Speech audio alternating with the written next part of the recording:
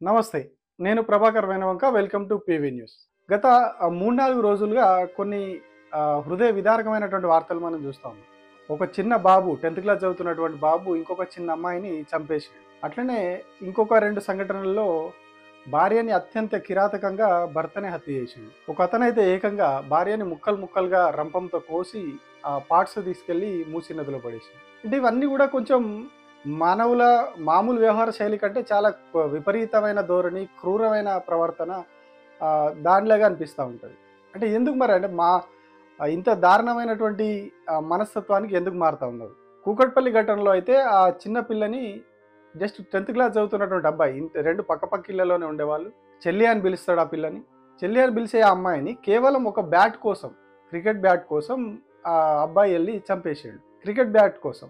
దాని కాస్ట్ మహా అంటే ఒక 500 ఉంటుంది కావచ్చు. ఆ 500 రూపాయల క్రికెట్ బ్యాట్ కోసం ఇంట్లోకి ఎట్లా వెళ్ళాలి, ఎట్లా దొంగతనం చేసుకొని రావాలి, ఈ క్రమంలో ఇంటిని ఎట్లా పేల్చేయాలి, గ్యాస్ లీక్ చేయాలి, దాన్ని గ్యాస్ లీక్ చేసి వదిలేస్తే ఇల్లు బరస్ట్ అయిపోతుంది. ఇవన్నీ కూడా అతను ఒక పేపర్ మీద రాసుకున్నాడు నీట్గా, లైన్ బై లైన్. వాడు మరి స్కూల్లో ఏం చదువుతాడో ఏం రాస్తాడు, కానీ ఇందులో అయితే మంచిగా నీట్గా రాసుకున్నాడు అన్ని కిందికి, ఒకదాని తర్వాత ఒకటి అన్ని రాసి పెట్టుకున్నాడు. వాడు అట్లా నీట్గా రాసుకొని వెళ్ళి ఆ అమ్మాయిని చంపిన తర్వాత కూడా వచ్చి ఇంట్లో వచ్చి నీట్గా స్నానం చేసేసి మళ్ళీ అందరితో కలిసిపోయినట్ట. అంటే ఎక్కడ కూడా వీడు హత్య చేసిండో అనే డౌట్ కూడా రాకుండా మళ్ళీ అందరితో కలిసిపోయి ఈ మామూలుగా అక్కడికి వెళ్ళి పోలీసులు అడిగినప్పుడు కూడా డాడీ డాడీ అని అరిచింది అని వాళ్ళకి చెప్పిండట. ఇట్లాంటి అంతా కలివిడిగా ఉండిపోయిండు, అంతా ఉన్నాడు. సో వీళ్ళకు కొంత క్రాస్ ఎగ్జామిన్ చేసే క్రమంలో 2, 3 మాట్లాడినప్పుడు వీడ ప్రవర్తన కొంచెం అనుమానాస్పదంగా ఉండడంతో అప్పుడు గట్టిగా అడిగితే విషయం బయటకు వచ్చింది. కానీ ఒక క్రిమినల్ క్రిమినల్ వాడుకో 20, 30 నేరాలు చేసిన వాడు ఎంత పకడ్బందీగా అది చేస్తాడో ఆ పిల్లోడు అంత పకడ్బందీగా చేసుకొని వచ్చిండు, దొరకకుండా ప్లాన్ చేసిండు. వాడు ఒక మాట ఏదైతే డాడీ డాడీ అని అరిచింది అని చెప్పిండో దాని ద్వారా వాడు దొరికిపోయాడు. వాడికి వాళ్ళు అది కూడా చెప్పకుండా దాచుంటే నిజంగా ఇంకా కూడా దొరుకుతుండేనో లేదో, నిందితుడు ఎవరైనా ఎతకడానికే పోలీసుల పాపం తలపాలను తోకొచ్చేది కావచ్చు. అంటే వానంతటా వాడు ఒక దగ్గర దొరికిపోయాడు, మాట తూలిండు కాబట్టి వాడు దొరికిపోయాడు. కానీ మిగతా ఎక్కడ కూడా వాడు ప్రీ ప్లాన్డ్గా బట్టలు దొరకకుండా వాడు స్నానం చేసేయడం, ఆ బట్టల్ని దొరకకుండా వాషింగ్ మిషన్లో వేసేయడం, మళ్ళీ ఏం తెలియనట్టు వీళ్ళతో కలిసిపోయి ఉండడం, ఇవన్నీ కూడా అంటే కంప్లీట్ క్రిమినల్ మైండ్ ఉండేవాడు, రెగ్యులర్గా నేరాలు చేసేవాడు. ఇట్లాంటి ప్రవర్తన వాళ్ళలో మాత్రమే ఉంటుంది. హ్యాబిచువల్ అఫెండర్ అంటారు. అంటే వానికి అదే నేర ప్రవృత్తే వాని వృత్తి, నేరం చేయడమే వాని వృత్తి. అట్లాంటి వానికి ఇట్లా ప్రీ ప్లాన్లు ఇవన్నీ ఉంటాయి. కానీ ఒక చిన్న పిల్లాడు ఇట్లా ఎందుకు మారిండు? ఇక ఇంకొక సంఘటన, భార్యని అత్యంత దారుణంగా చంపేసి తీసుకుపోయి అందులో పడేసిండు. మళ్ళీ లవ్ మ్యారేజ్. ఈ ఒక్క ఘటనే కాదు, ఇంకొక దగ్గర కూడా ఇంకొక సంఘటన జరిగింది. అందులో కూడా అది కూడా లవ్ మ్యారేజ్. 2 ప్రేమ పెళ్లిళ్ళలో కూడా 2 భార్యలను చంపేసారు.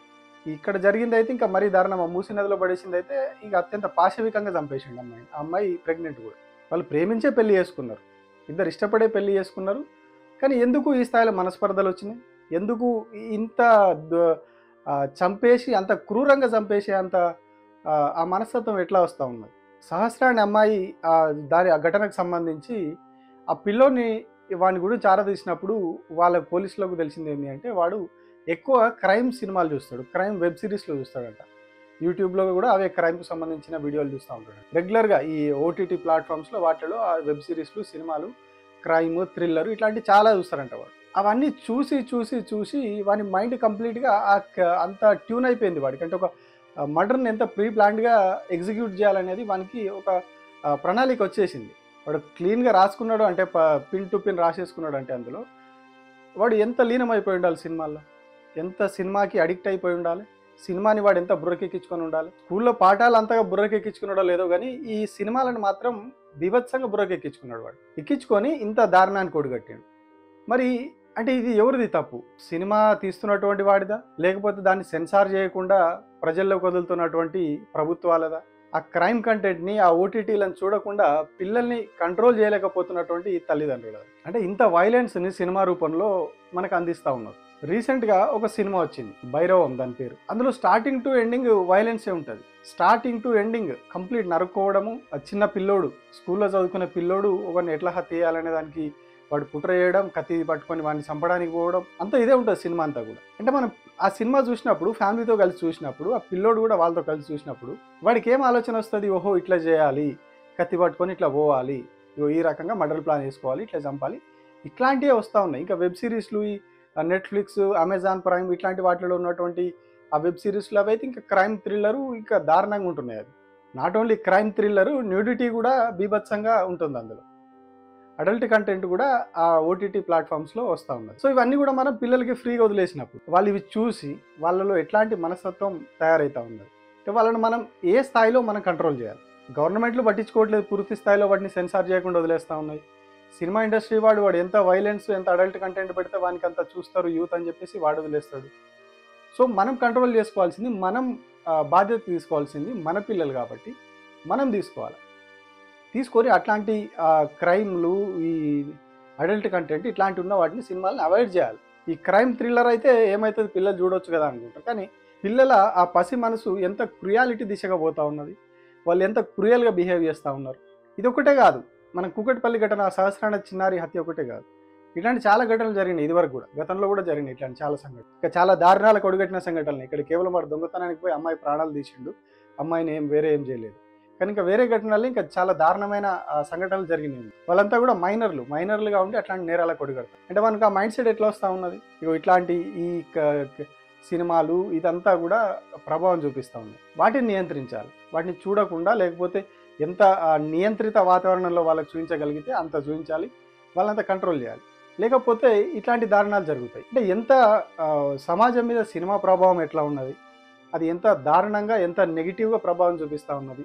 దట్టు చిన్నపిల్లలకు ఎంత దారుణంగా వాళ్ళ జీవితాన్ని నాశనం చేస్తూ ఉన్నది అనేది దీన్ని బట్టి చూడొచ్చు. ఎందుకంటే మనం ఇప్పుడే కంట్రోల్ చేయకపోతే ఒక జనరేషన్ అంతా దీనివల్ల నాశనం అయిపోతుంది. ఇప్పుడు ఆ పిల్లోడు కేవలం ఒక బ్యాట్ కోసం వాడు వెళ్ళి ఆ అమ్మాయిని చంపేసిండు. ఇప్పుడు వాడి జీవితం అంతా పోయింది. ఇంకా వాడు పోయి జైల్లో పడతాడు. వాడి జీవితాంతం అంతా జైల్లో, నేరం రుజువు అవుతుంది. వాడు మాత్రం జైలుకు పోతాడు. ఇప్పుడు వాడి జీవితం నాశనం అయింది. కేవలం ఒక బ్యాట్, 500 రూపాయల బ్యాట్ కోసం ఒక జీవితం అంతా, అంటే ఒక తరం మొత్తం నాశనం అయిపోయింది. వాడి భావి తరాలకు కూడా ఒక ముద్ర ఉంటుంది. ఇక వీడు హంతకుడు, చిన్నతనంలోనే ఒక అమ్మాయిని చంపేసిండు, ప్రాణాలు తీసుకున్నాడు జస్ట్ ఒక బ్యాట్ కోసం అని. సో ఇట్లాంటి దారుణాలు జరగొద్దు అంటే మనం చాలా కంట్రోల్ చేయాలి. పిల్లల్ని కావచ్చు, ఈ సినిమాలు ఈ ప్రభావం కావచ్చు, ఇట్లాంటివన్నీ కూడా కంట్రోల్ చేయాలి. ఇక పెద్దవాళ్ళలో కూడా ఇదే పరిస్థితి, ఇదే క్రియాలిటీ వస్తూ ఉంది. మరి వాళ్ళలో ఎందుకు, వాళ్ళ మీద కూడా ఈ ఓటీటీలు వీటి ప్రభావం ఉన్నది. గతంలో కూడా ఒక అతను భార్యను చాలా దారుణంగా చంపేసిండు.